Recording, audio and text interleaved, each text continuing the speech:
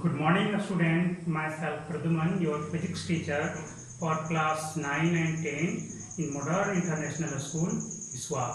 Today, I am going to start a new topic for class 10 in physics, unit 2. That means magnetic effect of current. Your topic is magnetic field due to current carrying circular wire or loop. And another topic is solenoid, concept of solenoid and toroid. What is solenoid and what is toroid? First of all, you have to learn about magnetic field pattern around a circular conductor or conductor in circular shape.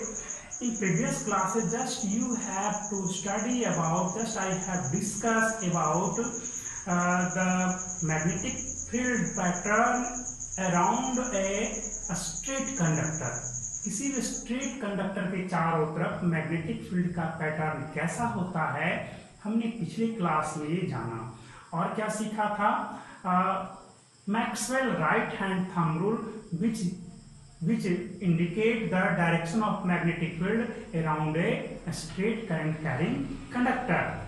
जैसा कि आप लोगों को मैंने पिछले दिन बताया था कि according to Maxwell right hand thumb rule, if you hold a straight current carrying conductor, in your right hand, just like this, in such a way that your thumb indicate the direction of electric current. Your thumb is in the direction of electric current. Suppose current is passes from bottom to top. That means just you have to hold the conductor as it is. Then your curl finger show the direction of magnetic field around the conductor. That means आपको पिछले दिन बताया था कि आपका concentric circle के जैसा आपको मैग्नेटिक फील्ड का पैटर्न होता है. कहाँ पे होता है? तो किसी स्ट्रेट करंट कैरिंग कंडक्टर के चारों ओर एक छोटा सा रिंग, फिर थोड़ा सा बड़ा रिंग, थोड़ा सा और बड़ा रिंग, थोड़ा सा और बड़ा रिंग, इस तरह से कंसेंट्रिक रिंग के जैसा आपको पैटर्न आपको बनते चला जाता है. किसके चारों तरफ? तो किसी स्ट्रेट करंट कैरिंग कंडक्टर के चारों तरफ. ठीक है, तो अब हम लोग सीखेंगे कि what is the pattern of magnetic field due to current carrying circular wire और लूप. कोई सर्कुलर वायर है, मैंने यहाँ पे एक सर्कुलर वायर लिया. देखो यहाँ से इस तरह से ये सर्कुलर वायर है ना, ये आपका सेंटर है. अब ये क्या है हमारा, यहाँ पे इस वायर को हमने रेजिस्टेंस के द्वारा एक बैटरी से कनेक्ट कर लिया. रेजिस्टेंस हम सर्किट में क्यों यूज करते हैं? करंट को कंट्रोल करने के लिए. सर्किट में करंट को कंट्रोल करने के लिए वेरिएबल रेजिस्टर हम यूज करते हैं. करंट को वैरी कराने के लिए, हम अपने डिजायर्ड वैल्यू के करंट को पाने के लिए. बट यहाँ पे हम यहाँ पर भी हम वही यूज कर रहे हैं, रेजिस्टेंस यूज कर रहे हैं. जब हम यहाँ से स्विच को ओपन करेंगे, ये क्या है हमारा, एक कार्डबोर्ड है.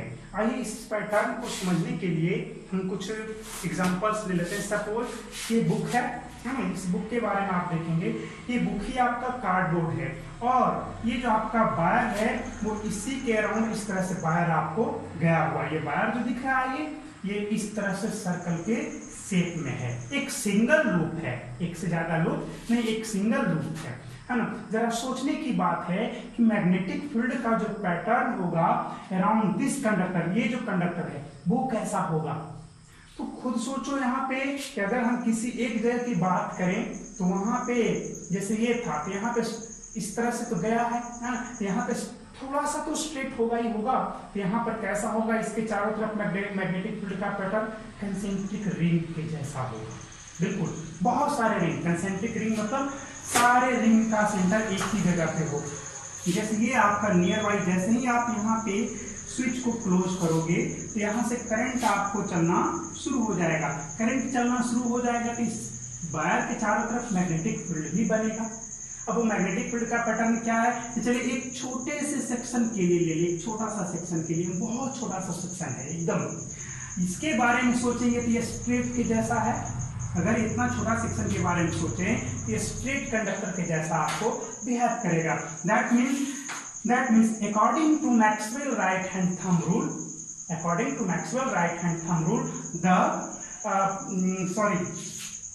the feature of, that means the pattern of magnetic field around this conductor is also in concentric ring as in a straight conductor. तो यहाँ पे आपका क्या हो जाएगा, कंसेंट्रिक रिंग बनाएगा। यह आपका एक रिंग, दो रिंग, सारे रिंग क्या है, कंसेंट्रिक हैं। और ये आपको कंडक्टर किस तरह से, इस तरह से है, ऐसे, और रिंग इस तरह से आपका बना हुआ है।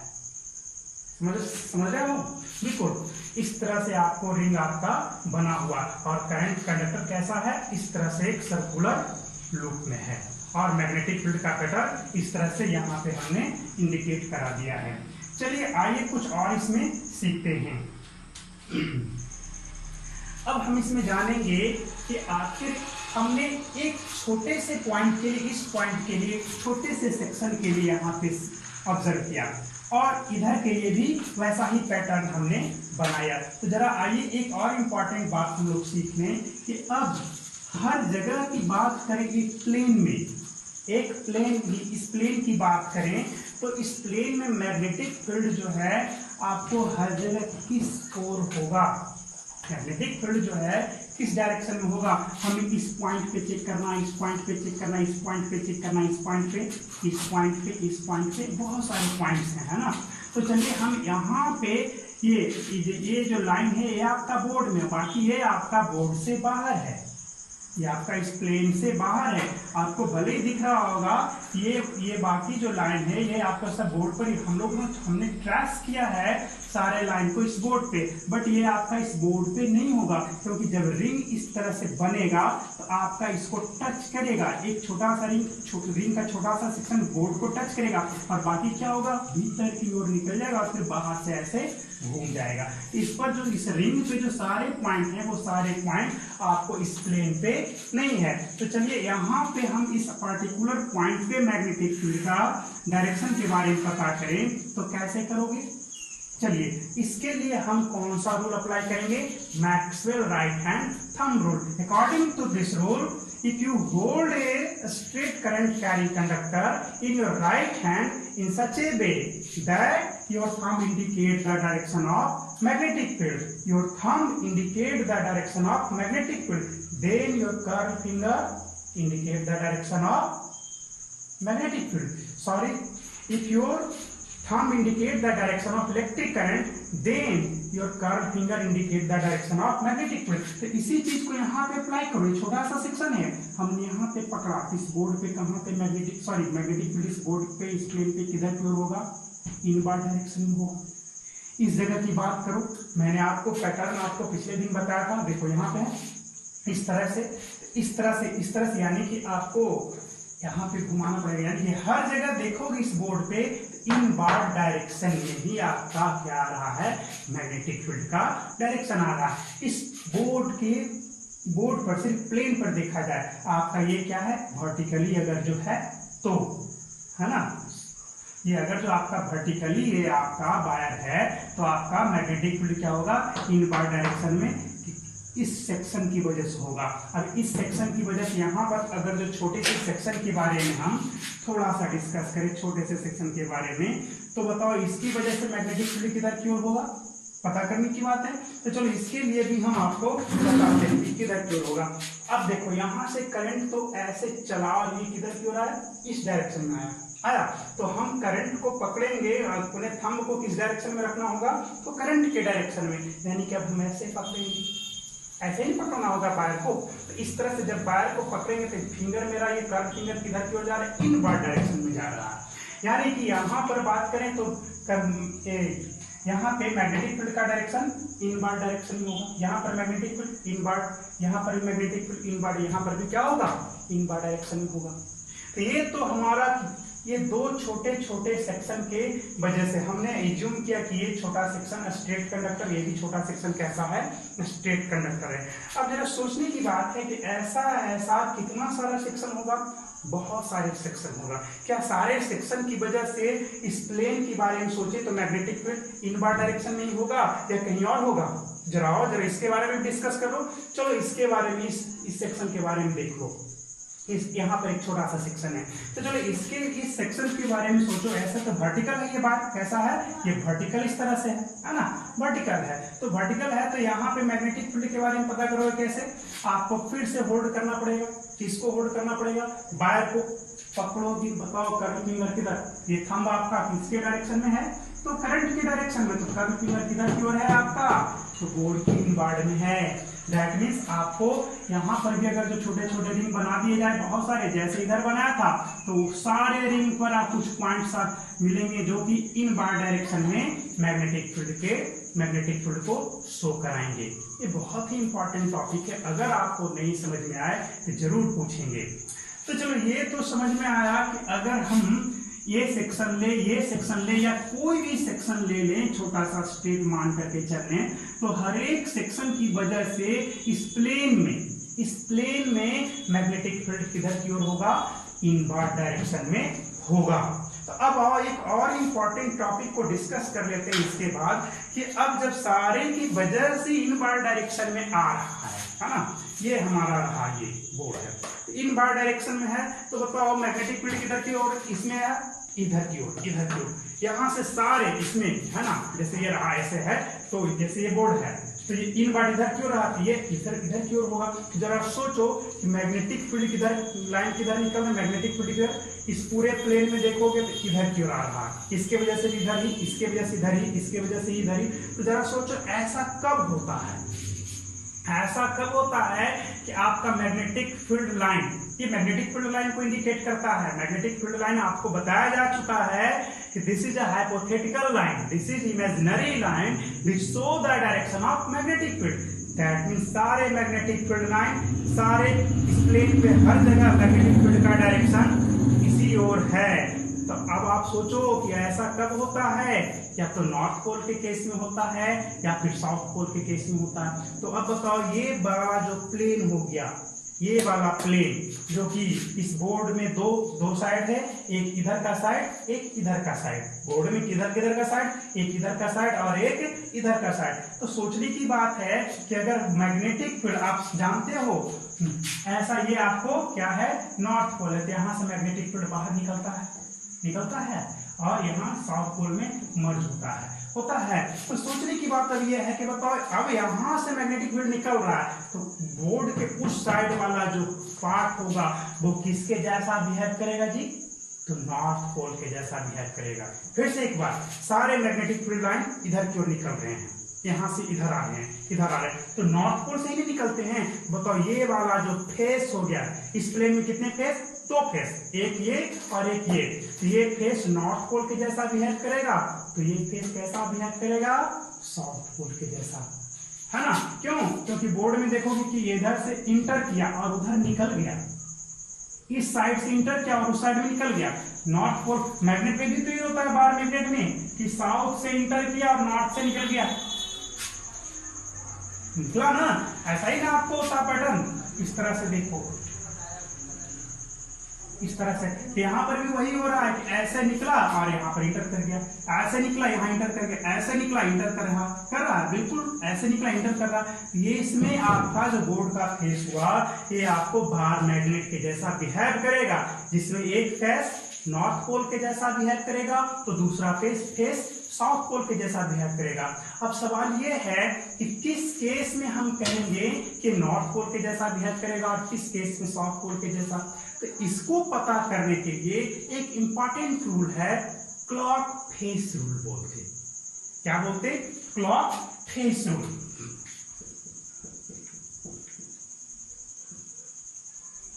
इसमें बहुत ही इंपॉर्टेंट है, ये क्या लिखा गया, एस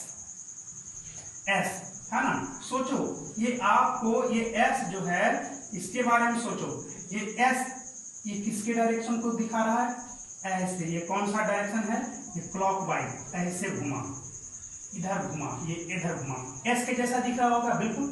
तो जब आप क्लॉकवाइज करंट आपको फ्लो होगा, कैसा करंट, क्लॉकवाइज डायरेक्शन में आपको अगर जो करंट पास करता है, तो आप इस फेस से देखा तो क्लॉकवाइज में करंट पास कर रहा है, तो सामने का फेस आपका साउथ पोल हो जाएगा। कैसा हो जाएगा, साउथ पोल। अब देखो एक और, एक बार और,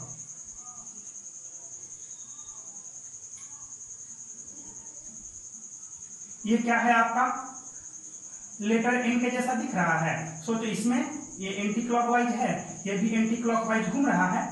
तो अगर एंटी क्लॉकवाइज में अगर आप सामने के फेस से देखा, सामने के फेस से आपने देखा और करंट दिखा कि एंटी क्लॉकवाइज है, तो ये सामने वाला फेस नॉर्थ पोल के जैसा बिहेव करेगा, है ना। इंपॉर्टेंट आपका एंटी क्लॉकवाइज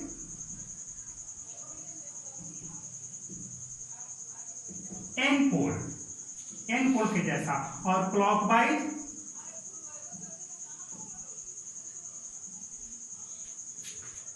एंटी क्लॉकवाइज, बिल्कुल राइट, आपका एस पोल के जैसा दिखता है। तो ये था आपका magnetic field pattern due to current carrying circular wire और लूप। चलिए अब आपको मैं कुछ और टॉपिक इस पर डिस्कस करता हूँ, सिंपल सा, इसको इरेज करने के बाद। Solenoid and toroid, solenoid and toroid, इसको और मैं डिटेल में इसके बारे में मैं अगली क्लास में बताऊंगा।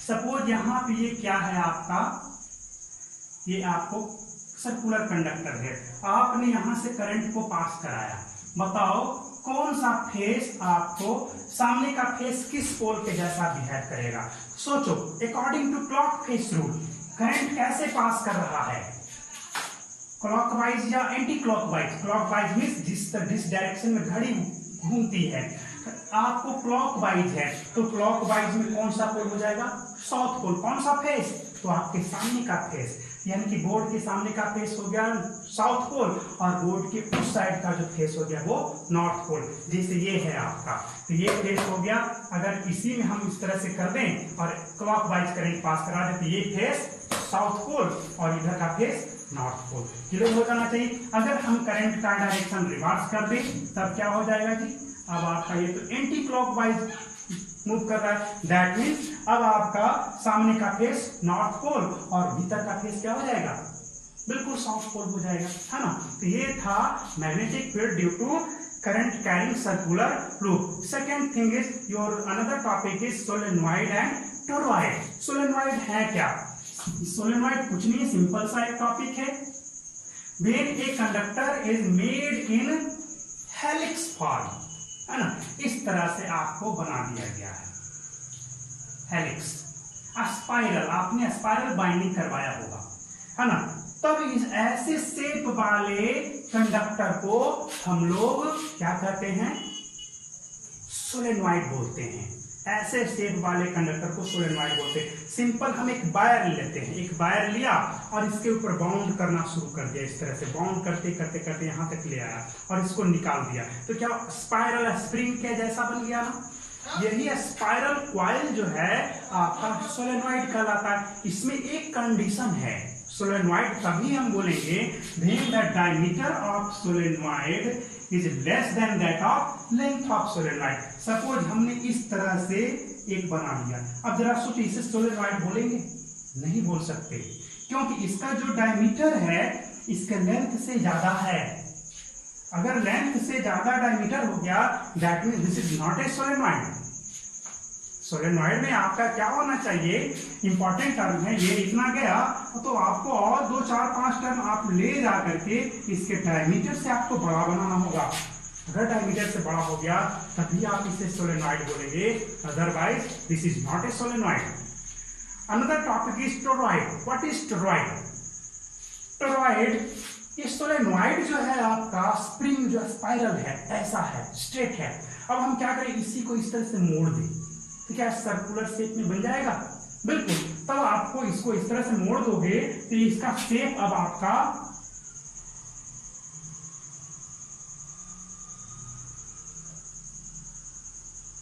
आ गया, इसे ही हम लोग टोरॉइड बोलते हैं।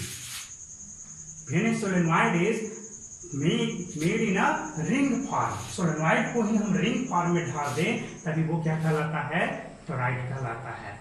तो इट्स ऑल फॉर टुडे, अगले दिन कुछ और बताया जाएगा।